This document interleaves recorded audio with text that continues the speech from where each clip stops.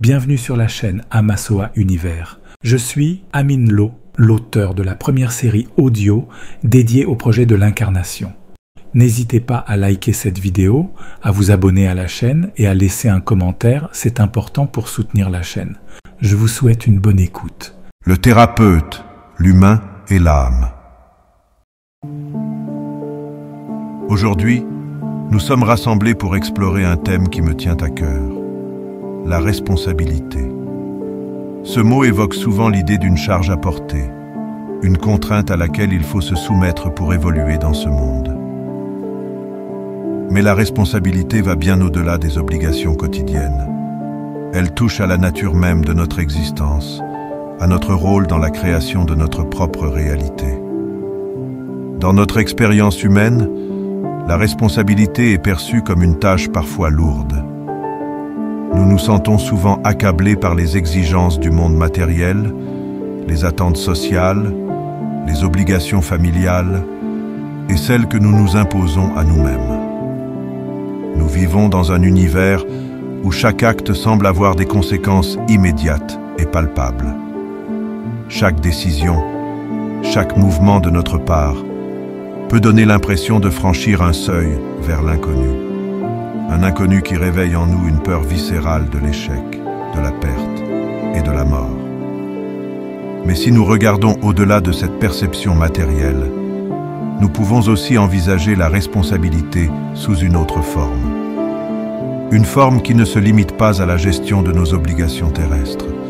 Il s'agit de prendre conscience que nous ne sommes pas uniquement des êtres de chair, limités par le temps et la peur, mais également des êtres d'énergie, porteurs d'une dimension spirituelle plus vaste, intemporelle, immatérielle.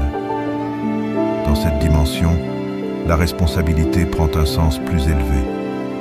Elle devient le reflet de notre intention, de notre capacité à choisir, à créer, à émettre de l'amour et de la bienveillance non seulement envers les autres, mais aussi envers nous-mêmes. Tout cela implique un profond équilibre entre ces deux aspects de notre existence, entre notre ancrage dans la matière et notre lien avec ce qui est immatériel, ce qui dépasse le visible.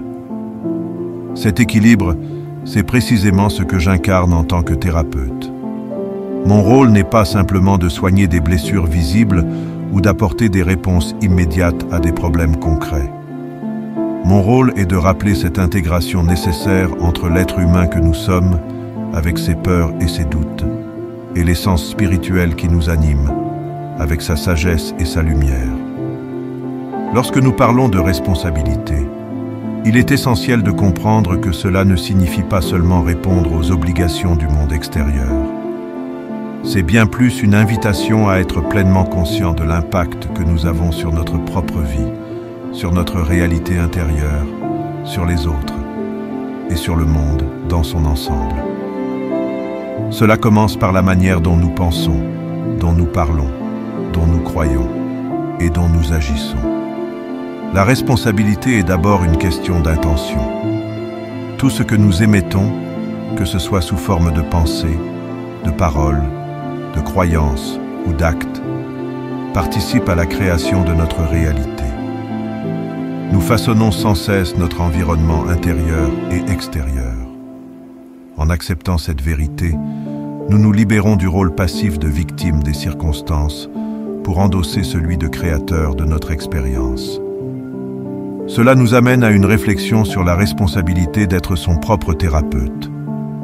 Être son propre thérapeute signifie embrasser pleinement la totalité de ce que nous sommes, dans toutes nos dimensions.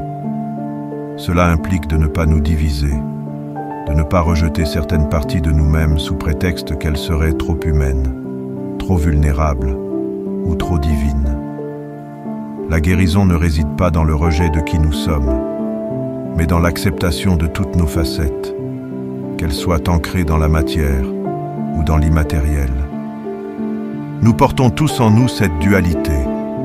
D'un côté, l'être humain avec ses désirs, ses peurs, ses limites. De l'autre, l'essence spirituelle qui nous rappelle notre liberté, notre immortalité, notre capacité à aimer au-delà des circonstances. Et c'est dans cette cohabitation que se trouve la clé de notre responsabilité. Nous devons nous engager dans ce dialogue intérieur, dans cette quête d'équilibre entre la matière et l'esprit.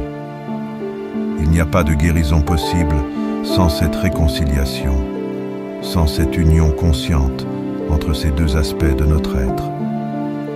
Prendre la responsabilité d'être son propre thérapeute, c'est apprendre à se connaître dans toute notre complexité. C'est comprendre que les défis, les douleurs, les épreuves que nous rencontrons ne sont pas là pour nous écraser, mais pour nous offrir l'opportunité de grandir, de nous transformer, de nous libérer des illusions qui nous enferment. Nous ne sommes pas uniquement définis par nos blessures ou nos échecs. Nous sommes aussi, et surtout, définis par notre capacité à évoluer, à transcender ces expériences, à les intégrer pour mieux les dépasser. Cela demande de la bienveillance, beaucoup de bienveillance. Être responsable, c'est choisir d'être bienveillant envers soi-même, même dans les moments les plus difficiles. C'est accepter que nous ne sommes pas parfaits, que nous faisons des erreurs, que nous échouons parfois.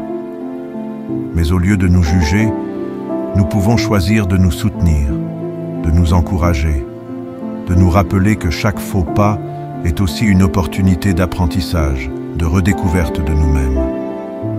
La bienveillance est aussi un acte de responsabilité envers les autres, car en prenant soin de nous-mêmes, en guérissant nos propres blessures, nous devenons capables de mieux aimer, de mieux comprendre, de mieux accompagner ceux qui partagent notre chemin. La guérison personnelle est indissociable de la guérison collective. Nous sommes tous interconnectés. Ce que nous émettons en tant qu'individus affecte le tout. Ainsi, prendre la responsabilité de nos pensées, de nos actes, c'est aussi contribuer à la création d'un monde plus harmonieux, plus aligné avec les valeurs d'amour et de compassion. Être son propre thérapeute, c'est aussi accepter que la guérison n'est pas linéaire. Il n'y a pas de chemin tout tracé, ni de solution unique. Chacun d'entre nous avance à son rythme, avec ses propres défis et ses propres forces. Parfois, nous sommes impatients de voir les résultats, de sentir que les choses bougent. Mais il est important de se rappeler que le temps joue un rôle crucial dans ce processus. La guérison nécessite du temps, de la patience, de l'écoute. Nous devons apprendre à respecter ce rythme naturel, à accepter que certaines blessures prennent plus de temps à se cicatriser, que certaines transformations demandent plus de maturité pour se manifester. Enfin, la responsabilité ultime est celle de se reconnecter à notre essence, à cette partie de nous qui est au-delà des peurs et des doutes. Cette essence, que l'on peut appeler âme, esprit ou lumière intérieure, est toujours présente en nous, même lorsque nous ne la percevons pas clairement.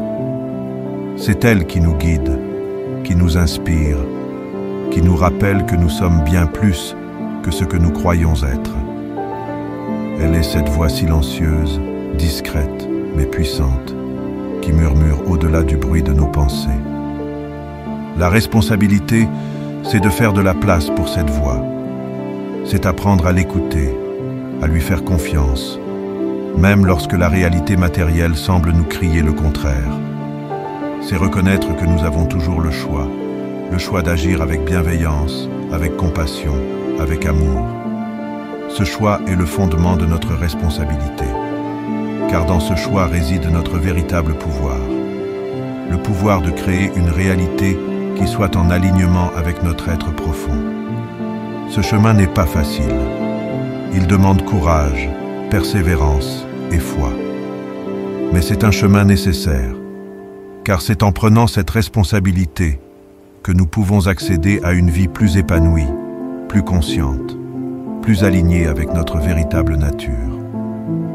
C'est ainsi que nous devenons les architectes de notre propre guérison, les créateurs de notre propre bonheur. Prenez le temps d'intégrer cela. Prenez le temps de vous reconnecter à vous-même, dans toute votre complexité. Soyez responsable de ce que vous émettez, car c'est ainsi que vous participerez à la création d'un monde plus juste, plus lumineux, à commencer par le monde que vous portez en vous.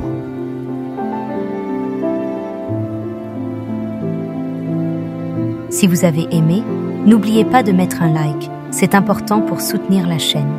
Abonnez-vous si ce n'est pas déjà fait et activez la cloche pour recevoir les notifications.